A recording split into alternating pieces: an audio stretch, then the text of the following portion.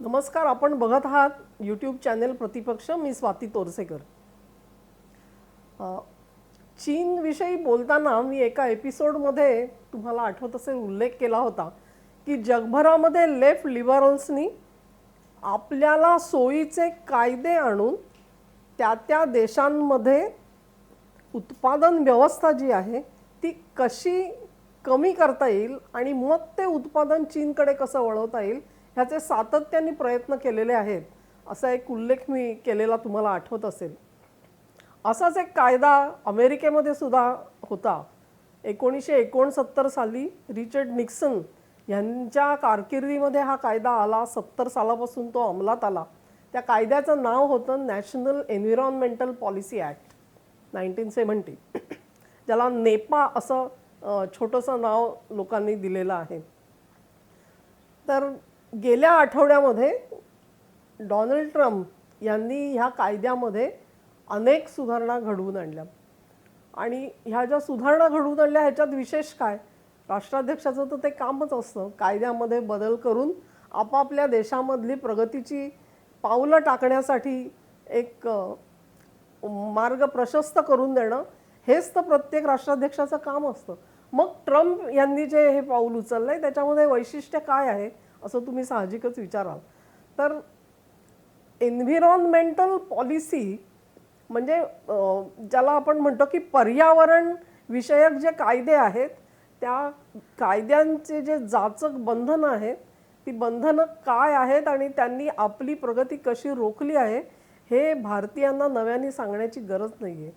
तुम्हाला आठवत असेल की मोदी ज्या वेळेला 2014 साली सत्तेमध्ये आले त्यानंतर पर्यावरण मंत्री म्हणून जेव्हा श्री जावडेकर यांची नेमणूक झाली, त्यांच्या आधीच्या काँग्रेसच्या मंत्री होत्या श्रीमती जयंती नटराजन. आणि नटराजन यांच्या काळामध्ये लाल फितीमध्ये अडकलेले 250-300 जवळजवळ प्रकल्प जे होते ते जावडेकर यांनी जवळजवळ एका दिवसामध्ये उडवले आणि त्या सर्व प्रकल्पांना हिरवा कंदील दाखवला, अशी बातमी वाचल्याची तुम्हाला जरूर आठवत असेल. आता जयंती नटराजन यांनी सुद्धा ह्या ज्या परवानग्या अडवून ठेवल्या होत्या त्या मी स्वतःच्या म्हणण्यानुसार केलं नव्हतं, पण मला तर राजीव गांधींनीच अशा पद्धतीची एक ईमेल पाठवली होती असं त्यांनी एक स्फोटक विधान केलं. आणि आपल्यावरती जो आळ आला, कारण मला आठवतंय की मोदींनी निवडणूक प्रचारामध्ये त्याचा एक चुटकुला बनवला होता आणि त्याच्यावरती ते म्हणाले होते की कुठल्याही प्रकल्पाला आज, विकास प्रकल्पाला आज केंद्र सरकारकडून परवानगी मिळत नाही आहे, लायसन्स मिळत नाही आहे, ह्याला जयंती टॅक्स असं सर्व उद्योगपती विनोदानी म्हणत आहेत. अशी जी टीका मोदींनी केली होती ती कदाचित जयंती नटराजन यांना झोंबली असावी, कारण तो टॅक्स हा जयंती टॅक्स नव्हता. त्या काही व्यक्तिशः त्याच्यामध्ये होत्या असं दिसत नाही. त्यांनी राहुल गांधींची जी ईमेल आहे ती ईमेल प्रकाशामध्ये आणून त्याच्यावरती प्रकाश पाडण्याचा, त्याच्यावरती एक लक्ष वेधण्याचा जो प्रयत्न केला त्यातून आपल्याला असं दिसतं की पर्यावरण हा जो विषय होता तो विषय हा केवळ भारतीय पार्श्वभूमीवरती नाही तर संपूर्ण जगाला ग्रासणारा असा हा विषय बनून गेला आहे. ही गोष्ट खरी आहे की आपण मानवजात जी आहे ती पृथ्वी तळावर आपण राहतो आणि इतर अन्य जीवसृष्टीपेक्षा अधिकचे अधिकार आपण तंत्रज्ञानाच्या योगाने, ज्ञानाच्या योगाने आपल्या हातामध्ये घेतले आहेत. तेव्हा पृथ्वीचं रक्षण करणं आणि तिच्या पर्यावरणाचं रक्षण करणं ही आपली जबाबदारी आहे हे मानणं हा एक सुसंस्कृतपणाचा भाग आहे. परंतु तरीसुद्धा ते कितपत टाळायचं आणि या पृथ्वी तळावर राहणाऱ्या लोकांचं आयुष्य तरी सुसह्य होईल का नाही, इतक्या पद्धतीमध्ये जर का या गोष्टी ताणल्या गेल्या तर त्याच्यामधून जे संघर्ष निर्माण होतात त्याचे जे पडसाद आहेत ते भोगणारा एकटा भारत नाही आहे. असेच पडसाद अमेरिकेमध्ये सुद्धा तिकडे भोगावे लागले. हे वाचल्यानंतर मी सुद्धा हादरून गेले. मलाही ही गोष्ट इतक्या तपशिलामध्ये माहिती नव्हती.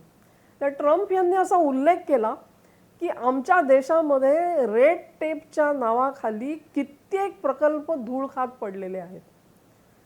एन्व्हायरमेंटल प्रोटेक्शनचा जो हा कायदा आहे, जी पॉलिसी आहे, त्याच्यासाठी म्हणून जी परवानगी मागितली जाते, ती परवानगी देण्यासाठी सरकारी यंत्रणेवर कोणतीही बंधनं आज दिसून येत नाहीत, असं ट्रम्प म्हणाले.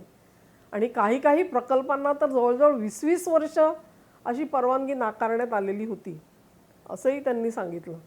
तेव्हा हे जे प्रकल्प होते ते कुठल्या क्षेत्रामध्ये होते, असं मला एक प्रश्न पडला. आणि मी जेव्हा त्याचे तपशील बघितले तेव्हा ते खाण उद्योग असेल, म्हणजे खनिज रिकवर करण्याचं असेल, इतर इन्फ्रास्ट्रक्चर, रस्ते बांधण्याचं असेल, धरणं बांधण्याचं असेल, अशा प्रकारचे हे जे सगळे प्रकल्प होते, हे सर्व प्रकल्प अडवून ठेवले गेले होते. आणि ह्या पॉलिसी ॲक्टमध्ये ट्रम्प यांनी ज्या सुधारणा केल्या, त्या सुधारणांमुळे आज हे सर्व प्रकल्प मार्गी लागण्याचा एक मोठा मार्ग प्रशस्त झालेला आहे. आणि त्याबद्दल बोलताना ट्रम्प हे स्वतः अतिशय उत्साहात होते, असं मला वाटलं.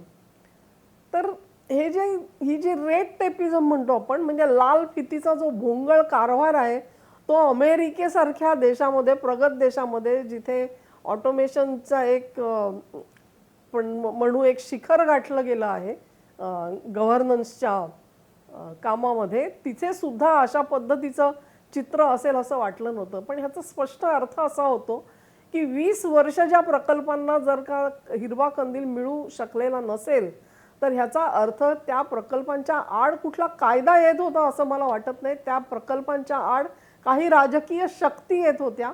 आणि भले मग सत्तेवर बसलेला जो सत्ताधारी होता, त्याला सुद्धा ते आवरणं अशक्य झालं होतं, असं एक कन्क्लुजन मी त्याच्यामधून काढते.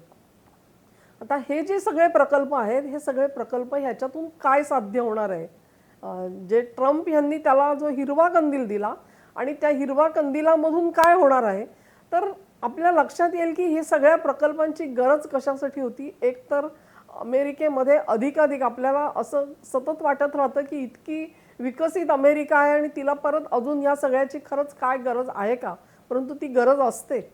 आणि ती गरज, हे सगळं इन्फ्रास्ट्रक्चर उभं राहिलं तर त्यांचे अनेक इतर उद्योग चालणार आहेत, जे नव्याने उभे करण्याचे प्रयत्न ट्रम्प आज तिकडे करत आहेत. चीनच्या तावडीतून सोडवून आणून हे उद्योग परत एकदा अमेरिकेमध्ये करणं हे गरजेचं कसं झालं आहे.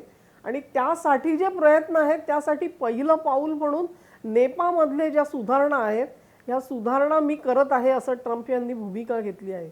मला कौतुक त्याचं अशासाठी वाटलं की मला वाटतं अमेरिकेची अध्यक्षपदाची जी निवडणूक आहे, ती आता काही महिन्यांवर येऊन पोचली आहे. आणि आपण ज्या सुधारणा करतो आहोत, आपण ज्या प्रकल्पांना हिरवा कंदील ह्यातून देण्याचा प्रयत्न करत आहोत, त्याचे परिणाम काय होणार आहेत, म्हणजे त्याचं चित्र लोकांसमोर कसं रंगवलं जाईल ह्याची पर्वाही न करता त्यांनी हे पाऊल उचललंय असं मला वाटतं. कदाचित असंही होऊ शकेल की त्यांचे जे राजकीय विरोधक आहेत ते एक असं चित्र रंगवू शकतील की ट्रम्प यांना पर्यावरणाची काहीही क्षिती नाहीये, त्यांना पुन्हा एकदा अमेरिकेचं आकाश काळवंडलेलं बघायचं आहे, नद्यांमध्ये प्रदूषण झालेलं बघायचं आहे, वगैरे वगैरे अशा पद्धतीची अनेक वक्तव्य कदाचित ह्या प्रचार मोहिमांच्या काळामध्ये पुढे येताना आपल्याला दिसतील.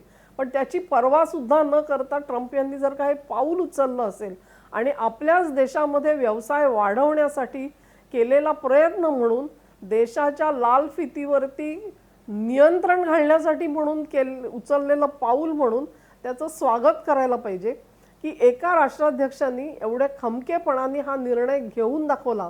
ह्याचं तिथली जनता कसं कौतुक करते, त्याचे तपशील जसजसे बाहेर येतील तसतसं कदाचित जी निवडणुकीची प्रचाराची आपण हवा म्हणतो तयार होते, ती हवा तयार होत असताना ट्रम्प ह्याच्याबद्दल अधिक बोलतील अशी एक अपेक्षा आहे. ट्रम्प यांनी हे जे पाऊल उचललं, 70 सालचा जो कायदा बदलला, त्याच्यानंतर त्यांच्यावरती समाज माध्यमांमधून अर्थातच प्रचंड टीका झालेली आपल्याला दिसून येते. आणि त्याच्यामधलं एक ज्याला पालुपद म्हणाल तुम्ही किंवा वारंवार वापरली गेलेली एक फ्रेज होती, ती बॅक टू 1952 असं म्हणून ट्रम्प यांची चेष्टा मस्करी करायचा एक छोटा प्रयत्न झालेला आपल्याला समाज माध्यमांमध्ये तिथल्या दिसतो. तर बॅक टू 1952 म्हणजे काय, तर ट्रम्प हे पुन्हा एकदा अमेरिकेला प्रगतीकडे नेत नाहीये, ते पुन्हा एकदा 20व्या शतकाकडे 21व्या शतकातून मागे जात आहेत आणि 52 सालापर्यंत नेऊन रेटायचा प्रयत्न करत आहेत. तर 52 साल हा जो उल्लेख आहे तो महत्त्वाचा आहे, कारण त्यावेळेला मला वाटतं ट्रूमन यांचं राजवट संपली होती आणि तिथे आयझेनहॉवर हे राष्ट्राध्यक्ष झाले. त्याच्यानंतर आयझेनहॉवर हे स्वतः सैन्याच्या पार्श्वभूमीवरचे असल्यामुळे अमेरिकेमध्ये एक अतिशय कडवेपणाने कम्युनिझम विरुद्ध एक भूमिका घेतली गेली होती आणि त्याचा उल्लेख न करता फक्त 1952चा उल्लेख अशासाठी चालला आहे ट्रम्प यांच्या बाबतीत. म्हणजे सूचित असं करायचं आहे की ट्रम्प तसेच परत एकदा कम्युनिझमच्या विरोधामध्ये भूमिका घेऊ बघत आहेत असं सूचक जरी म्हटलं तरी सुद्धा 52 साली मला वाटतं जी अमेरिकेची जी सामाजिक परिस्थिती होती ती परिस्थिती काही सगळ्यांना आवडणारी होती आजच्या काळातल्या अमेरिकन माणसाला असं नसेल कदाचित. त्या काळामध्ये जन्मलेले ती परिस्थिती त्या परिस्थितीतून गेलेले जे अमेरिकन आहेत त्यांना कल्पना आहे आपण कुठून कुठपर्यंत प्रगती केली. तुम्हाला कदाचित आठवत असेल की नाही माहीत नाही, परंतु त्या काळामध्ये अमेरिकेमध्ये प्रत्येक घरामध्ये कार नव्हती. एक कार इन एव्हरी होम ही एक घोषणा होती तिथे. आश्चर्य वाटेल आपल्याला. अमेरिकेमधले जे मध्यमवर्गीय कनिष्ठ मध्यमवर्गीय जो समाज होता त्या समाजाकडे वाहनं नव्हती. किंबहुना माझ्या वास्तव्यामध्ये मी ज्यांच्याबरोबर ह्याच्यावरती बातचीत करू शकले त्यांनी तर आम्हाला मला असं सांगितलं की आमच्यामधले जे श्रीमंत होते त्यांची मुलं ही बसनी शाळेपर्यंत जायची. आमची मुलं मात्र 15-20 मिनटं अर्धा तास बर्फ तुडवत शाळेपर्यंत जायची आणि परत येत होती. चालत जायची मुलं आणि चालत परत येत होती. त्यातल्या त्यात श्रीमंत घर असेल तर त्यातलं मूल हे बसनी जायचं, ते गाडीनी नव्हतं जात स्वतःच्या, किंवा स्कूल बस नव्हती ज्याला पब्लिक ट्रान्सपोर्ट म्हणतात ती बस वापरून म्हणजे आपल्या घरापासून थोडं चालून बस घ्यायची, त्याच्या पुढे ते जिथे उतरेल एक सार्वजनिक थांबा असेल शाळेपर्यंतचा नसेल तिथपर्यंत श्रीमंताचं मूल सुद्धा जात होतं. अशा एका सामाजिक अवस्थेमध्ये अमेरिका होती. मला भाग्य मी समजते माझं की मी पर्ल हार्बरमध्ये ज्यांनी भाग घेतला अशा एका व्हेटेरनशी माझी ओळख झाली आणि त्यांच्याशी बोलताना त्यांच्या पत्नीने मला असं सांगितलं की तुला खरंच वाटणार नाही पण हे सैन्यामध्ये होते म्हणून घरामध्ये नियमित पगार येत होता आणि तो पगार हातामध्ये आला की माझं एकच काम होतं, मी पहिल्या 2 दिवसामध्ये पहिली गोष्ट काय करत असेल तर मी महिन्याभराचं अन्नधान्य आणून ठेवत होते आणि मग त्यानंतर विजेचं बिल, त्याचे पैसे आणि इतर जे आमचे महत्त्वाचे खर्च होते त्या खर्चासाठी रक्कम वेगळी ठेवून जे पैसे उरतील हातामध्ये त्याचा मग इतर खर्चासाठी विनियोग काय करायचा असं प्लॅनिंग करावं लागत होतं. तर ही जी अमेरिका आहे ही अमेरिका आजच्या अमेरिकनालाही माहीत नाही, तिथे राहणाऱ्या भारतीयांना तर बिलकुलच माहिती नाही. परंतु 1952 सालापर्यंत जायचं म्हणजे हे एक आर्थिक चित्र अमेरिकन जनतेच्या ट्रम्प यांचे विरोधक रंगवू बघत आहेत. दुसरा त्याचा अर्थ असा होता की 52 साली तुम्ही बघाल तर आज अमेरिकन महिला ज्या आहेत त्यांना अनेक स्वातंत्र्याचे अधिकार मिळालेले आहेत. ते अधिकार त्यांना 52 साली सगळे होतेच असे नाही. त्यामुळे ट्रम्प हे परत एकदा स्त्री विरोधामध्ये भूमिका घेतील, महिलांचे जे हक्क आहेत त्या हक्कांच्या विरोधात भूमिका घेतील अशा पद्धतीच्या सूचक वक्तव्य प्रचार काळामध्ये आपल्याला पुढे येताना दिसतील. आणि सर्वात महत्त्वाचं म्हणजे त्या 52 साली अर्थातच तिथली जी काळी जनता होती म्हणजे गौरवर्णीय, श्वेतवर्णीय आणि कृष्णवर्णीय जनता ज्याला आपण म्हणू, तर त्या कृष्णवर्णीय जनतेच्या बाजूनी जाणारे अनेक कायदे नव्हते त्या काळामध्ये. तेव्हा ती एक म्हणजे ट्रम्प हे 1952 सालाकडे बॅक टू 1952 घेऊन चालले आहेत असं चित्र एकीकडे विरोधक रंगवत आहेत आणि दुसरीकडे ट्रम्प मात्र एन्व्हायरमेंटल पॉलिसी ॲक्ट सारख्या ॲक्टला हात लावून लाल फितीचं राज्य मी कसं संपवलं आणि त्यातून विकास कामांना कशी गती मिळणार आहे हे चित्र आज दाखवत आहेत. तर या दोन्हींमधला जो समन्वय आहे तो कसा घडणार आहे हे पुढच्या काही महिन्यांमध्ये आपल्याला बघायला मिळेल. त्याचा मागोवा आपण घेत राहणार आहोत. धन्यवाद.